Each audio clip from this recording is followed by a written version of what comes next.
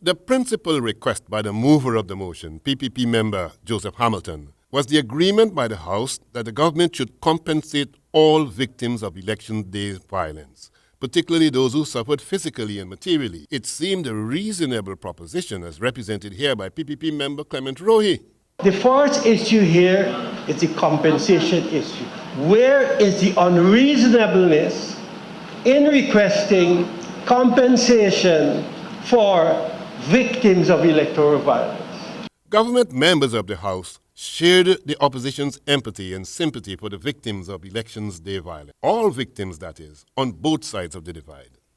Sir, in my opinion, it would have been a better motion if it's one with a motion that calls on all political parties to work together to end Election Day violence once and for all. We have been plagued and held back, sir, by this tragedy.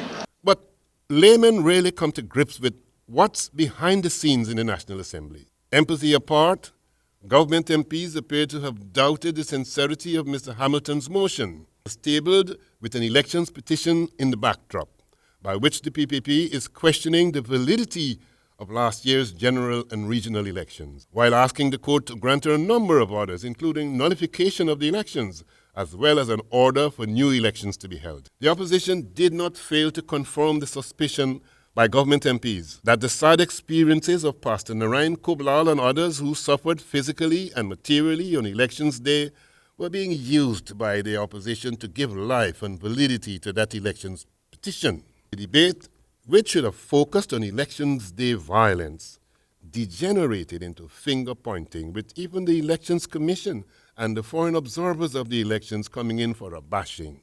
Eventually, as reason prevailed, Natural Resources Minister Raphael Trotman made the definitive point by the government's side. We are now being asked as a government to recognize that this was political violence when the main person affected, and we have no doubt that he has been, and we empathize, has said that it was not a political act. Yet we are being blamed and told that we must find compensation. And lastly, as I take my seat, Mr. Speaker, on May the 11th, the government of this country was the PPP Civic, in control of the armed forces. They were in control of the armed forces, not the APNU and AFC. If the leadership failed, it failed over there at a certain spot. If the security collapsed, it collapsed because of the poor leadership over there. And so, Mr. Speaker, we will not. A disappointed mover of the motion stood dejected at the end of that debate. Government tonight was given an opportunity